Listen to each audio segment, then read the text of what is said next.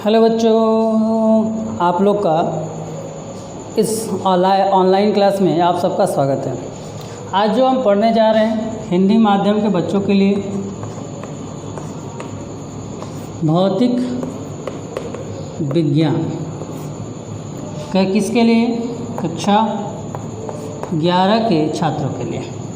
ठीक है, आज आपका जो मैं टॉपिक आपसे डिस्कस करने जा रहा हूँ उस टॉपिक का नाम है बीमा।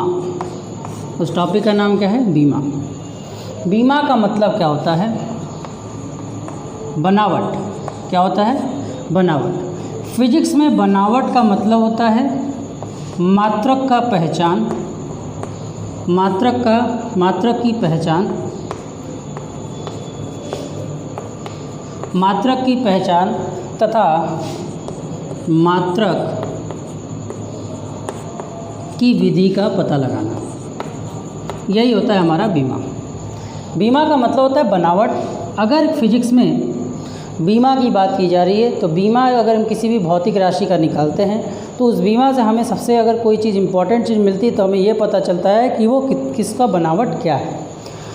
फॉर एग्ज़ाम्पल के लिए अगर हम क्षेत्रफल की बात करें तो क्षेत्रफल की बीमा होती है बेटा L2। बीमा का क्या मतलब होता है? सबसे पहले आपको समझना पड़ेगा बीमा के कुछ सिंबल्स। जैसे बीमा के लिए लंबाई के लिए आप प्रयोग करते हैं L का, द्रव्यमान के लिए आप प्रयोग करते हैं M का, समय के लिए आप प्रयोग करते हैं समय के लिए आप प्रयोग करते हैं कैपिटल T का, वैद्युत धारा के लिए आप प्रयोग करते हैं A का, ताप के लिए आप प्रयोग करते हैं थीटा का। तो ये कुछ मेन टर्म्स हैं। जहाँ पर भी लंबाई की बात आएगी वहाँ पर हम लोग का रिप्रेजेंटेशन L होगा। जहाँ पे भी द्रव्यमान की बात होगी वहाँ पे हमारा रिप्रेजेंटेशन M होगा। जहाँ पे भी हम समय की बात होगी वहाँ पे रिप्रेजेंटेशन A का होगा। जहाँ पे वैद्युत धारा की बात होगी वहाँ पे रिप्रेजेंटेशन जो होगा थीटा का होगा। और जहाँ पे भी ताप का बात आएगा वहाँ पे जो हमारा संकेत होगा वो क्या होगा? थीटा होगा। अब आते हैं कि इसका प्रयोग क्या है। देखिए, बीमा के मुख्यतः 3 उपयोग हैं। पहला है एक मात्रकों को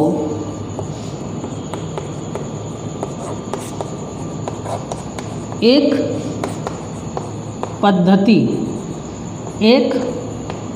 पद्धति से दूसरे में बदलना। दूसरा, भौतिक समीकरणों का सत्यापन देखना।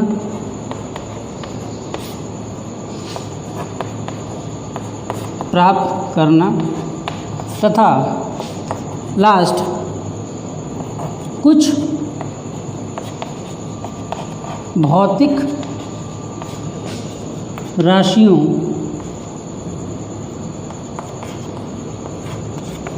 का सूत्र प्राप्त करना। ठीक है, तो ये बीमा के मुख्यतः 3 जो है प्रयोग है। क्या है? मात्रक को एक पद्धति से दूसरे, मतलब अगर आपका CGS सिस्टम में अगर कोई चीज़ CGF पद्धति में है उसको हम MKS पद्धति में बदल सकते हैं। चाहे ऐसे बदले चाहे ऐसे बदले, हम बीमा के मदद के द्वारा कर सकते हैं।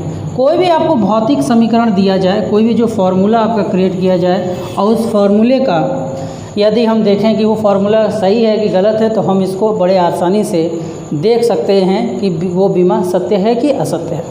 इसके अलावा कुछ सभी का हम बीमा के द्वारा फार्मूला नहीं निकाल सकते। हम तभी निकाल सकते हैं जब सूत्र जो हो पूर्ण रूप से पूर्ण भाग रूप या गुणन रूप में हो। अगर ऐसा होगा तभी हम उस सूत्र का निगमन कर सकते हैं। जैसे F is equal to M A का हम F का सूत्र एम ए हम निकाल सकते हैं कि ये पूरी तरह से क्या बेटा गुणे के रूप में है। ठीक है। इसी तरह टाइम पीरियड का फॉर्मूला होता है 2π√L/g का भी प्रयोग कर सकते हैं। तो ये हमारे बीमा का उपयोग है। तो हमारे लिए बीमा का प्रयोग, बीमा का प्रयोग हम कैसे करते हैं? तो बीमा का प्रयोग करने का जो सिद्धांत है वो मुख्यतः 3 रूप में है। तो सबसे पहले हमें सीखना होगा बीमा निकालना। इसे आप स्क्रीनशॉट ले सकते हैं या इसे आप वीडियो को पॉज करिए और पॉज कर इन सब के जो की पॉइंट्स है उसे आप नोट कर लीजिए।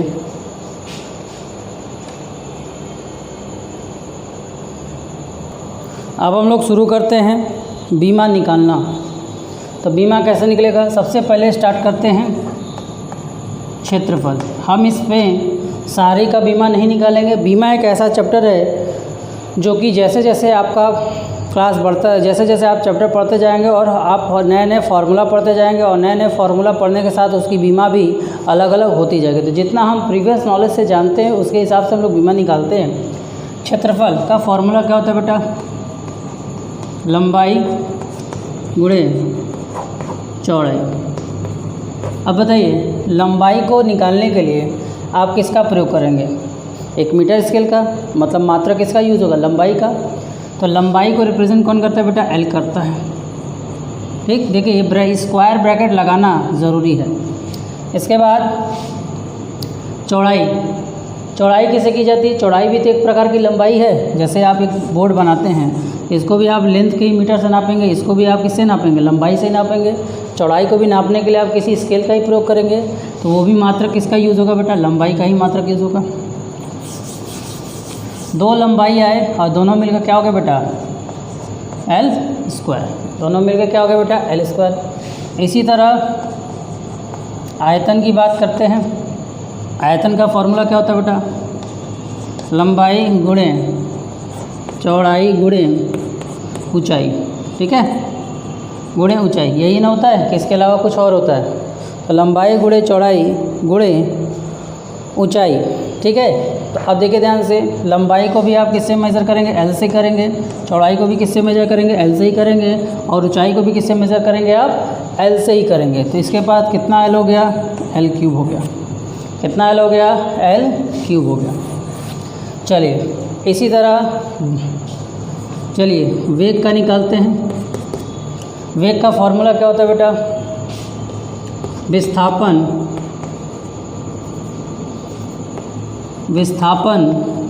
बटा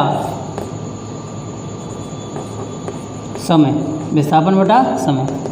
विस्थापन कितना है बेटा? विस्थापन भी एक प्रकार की क्या होती है बेटा? शॉर्टेज डिस्टेंस होती है, मतलब न्यूनतम दूरी होती है। तो विस्थापन को भी हम किससे मेज़र करेंगे? L से। और इस समय को किससे रिप्रेजेंट करते हैं? T से। अब देखिए आपने फॉर्मूला पढ़ा होगा, अगर 1/a के पावर n लिखा है तो हम इसको चाहें तो क्या लिख सकते हैं? a के पावर -1 लिख सकते हैं। मतलब कोई भी नंबर नीचे से अगर ऊपर जाता है तो उसके पावर में क्या हो जाता है? माइनस लग जाता है। तो t ऊपर जाएगा, क्या हो जाएगा? L, और ये आपका हो जाएगा t-1। दोनों को एक साथ करेंगे तो क्या होगा? LT-1। साथ ही साथ आपको बीमा निकालने सीखने के साथ साथ आपको बीमा याद भी करना होगा। तो वेग का क्या हो गया बेटा? LT-1। अब ये देखिए बीमा निकालने से आपको फ़ायदा क्या? जैसे मैंने बताया कि बीमा आपको बताता है कि उसकी क्या विधि है और उसको किस तरह से निकाला गया है। तो इससे पता चला वेग निकालने के लिए हमें लंबाई और समय की ज़रूरत पड़ेगी। किसकी ज़रूरत पड़ेगी? लंबाई और समय की। मतलब उसमें कोई एक यूनिट जो होगा लेंथ का होगा, कोई एक यूनिट लंबाई का होगा और एक यूनिट समय का होगा। ठीक है, इससे हमें पता चलता है। चलिए इसी के बाद त्वरण का निकालते हैं। अब त्वरण का क्या होता है बेटा? वेग परिवर्तन। ठीक है, वेग बटा समय कर देते हैं। वैसे फॉर्मूला होता है वेग परिवर्तन के दर को कहते हैं। जल्दी जल्दी समझिए, वेग का भी आपने क्या निकाला? LT-1 और यहाँ पे आपका एक समय नीचे पहले से मौजूद है। इसको सॉल्व करेंगे तो LT-1 और ये क्या हो जाएगा, t के पावर -1 ऊपर चला जाएगा और इससे आपको क्या मिल जाएगा, LT-1 और ये जुड़ कर कितना हो जाएगा, LT-2 हो जाएगा। ठीक है, साथ ही साथ नोट भी करते रहेंगे तो आपके लिए बेनिफिशियल होगा। अब देखिए इधर, अब बल का लेते हैं। बल का फार्मूला क्या होता है बेटा, बल का फार्मूला द्रव्यमान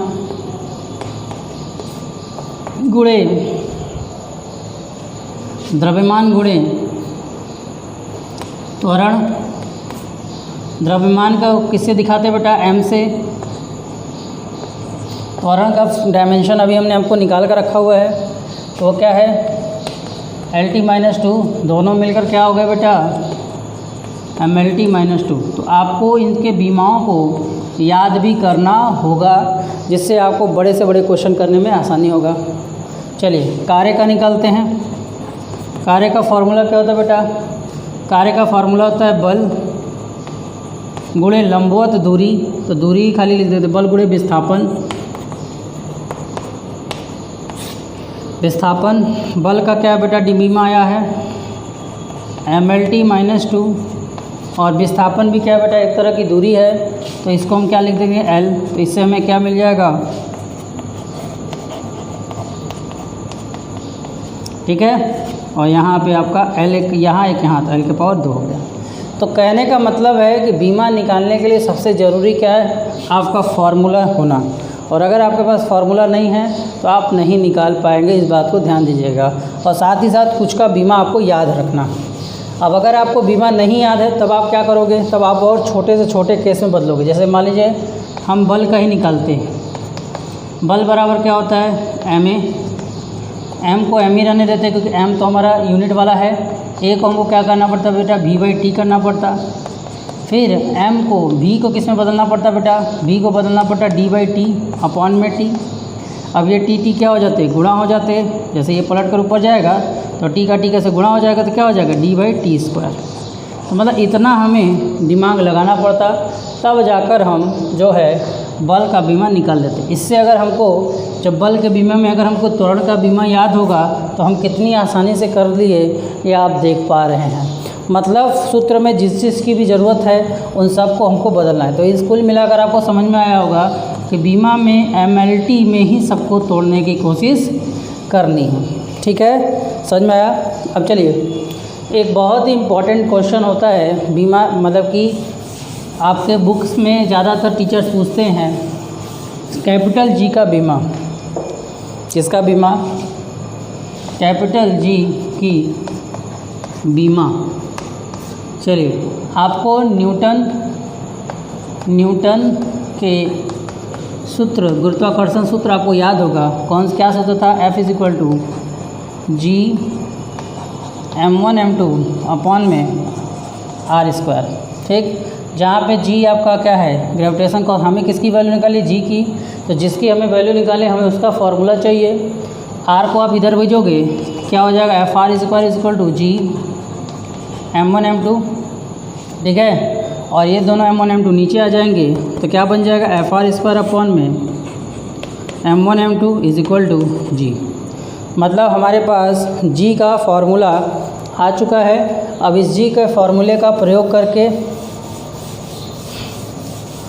अब इस G के फार्मूले का प्रयोग करके हम लोग क्या करेंगे, बीमा को निकालेंगे। चलिए, G बराबर, अभी जस्ट इस वीडियो के पहले F की बीमा हमने निकाली थी। F की बीमा क्या थी बेटा, MLT-2 थी।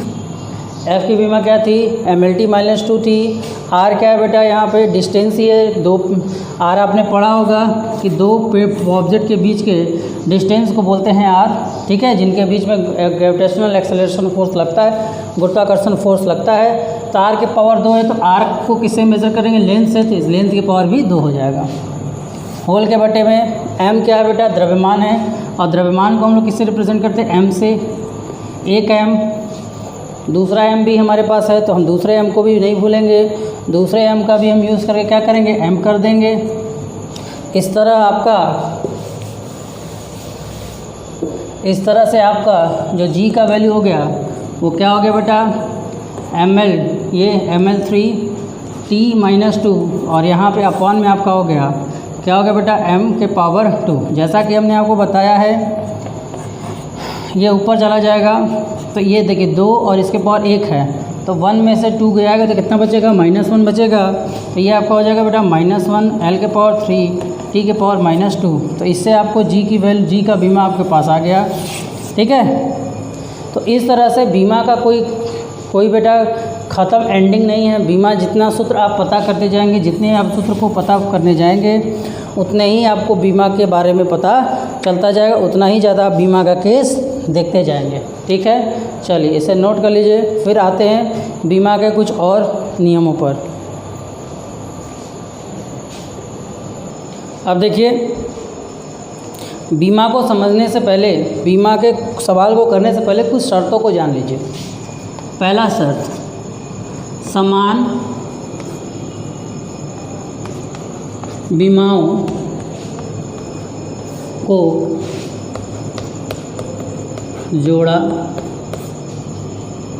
जोड़ा या घटाया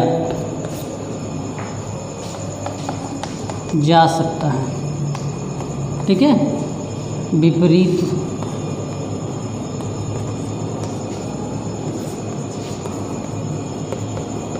बीमाओं को नहीं। समझिए, जैसे अगर हम A + B लिख दें तो अगर B का बीमा हमें पता है तो A का भी बीमा जो है, बीमा बराबर बीमा A तथा बीमा B दोनों आपस में बराबर होंगे तभी ये जोड़ पाएंगे। अगर इनके प्लस में हो और इनके माइनस हो तो भी ये हो जाएगा। बीमाएं हमेशा आपस में क्या होंगी बेटा, बराबर होंगी। लेकिन अगर इनकी बीमा और इनकी बीमा अलग है तो कभी भी वो ना तो जुड़ पाएंगे ना तो ही घट पाएंगे। जैसे A की बीमा मान लीजिए x है और B की बीमा मान लीजिए y है और हम इसको फिजिक्स के टर्म में A + B लिखते हैं तो वो क्या होगा, वो फार्मूला ऑटोमेटिकली गलत हो जाएगा। तो ये हमेशा याद है कि जब दो लोगों को ऐड हो रहा हो, हाँ वो बात अलग है कि B में कुछ मल्टीप्लाई कर दे जिससे वो बीमा A के बराबर हो जाए। जब जैसे समझ में आ रहा है कि कुछ ऐसा कर दें, जैसे हम इसमें मल्टीप्लाई कर दें B के में, अगर हम मल्टीप्लाई कर दें x/y, कोई ऐसा प्रोडक्ट ले लें, कोई ऐसा फिजिकल क्वांटिटी ले लें जिसकी बीमा x/y हो तो y से y कट जाएगा और आपका मतलब मान लीजिए ये C की बीमा है। किसकी बीमा है, C की। तब आप लिख सकते हैं A + BC, क्योंकि बीमा ऑफ BC, बीमा A और बीमा BC आपस में क्या बेटा, बराबर है। जब तक ये शर्त नहीं होगा तब तक दो लोग आपस में जुड़ नहीं सकते हैं। इस बात को हमेशा रखें, मतलब समान बीमाओं को जोड़ा या घटाया जा सकता है, विपरीत बीमाओं को नहीं। ठीक है, तो जब भी कोई भौतिक सूत्र की स्थापना होगी तो उसमें याद रखिएगा बीमा का बहुत बड़ा रोल होगा। और वो बीमा क्या होगा, बीमा आपस में बराबर होती हैं। ठीक है, चलिए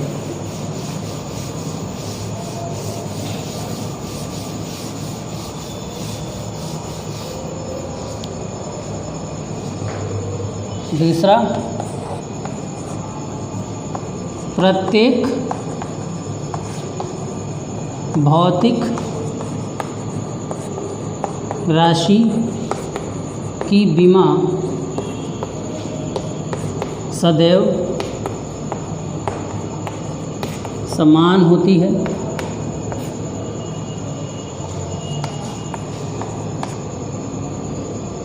समान होती है यदि वह किसी दूसरे सूत्र में भी प्रयोग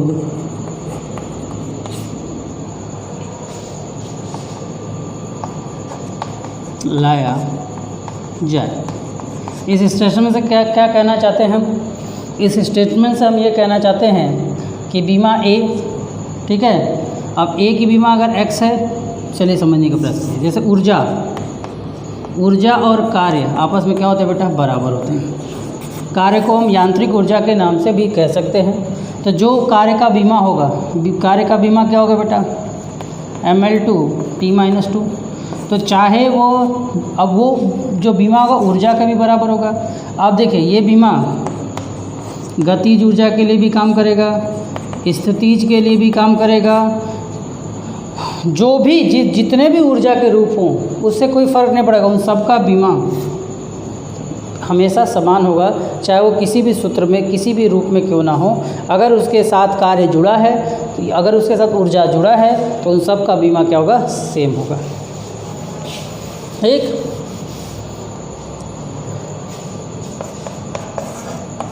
बीमा विधि से सिर्फ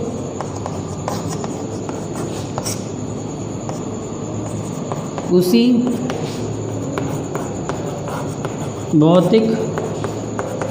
भौतिक राशि, बीमा विधि से सिर्फ उसी भौतिक राशि का सूत्र, सिर्फ उसी भौतिक राशि का सूत्र निकाला जा सकता है, निकाला जा सकता है, जो पूर्ण रूप से गुणन व भाग में हो। ठीक है, इसके अलावा किसी का भी निकाला नहीं जा सकता है। ठीक, यदि किसी भौतिक राशि में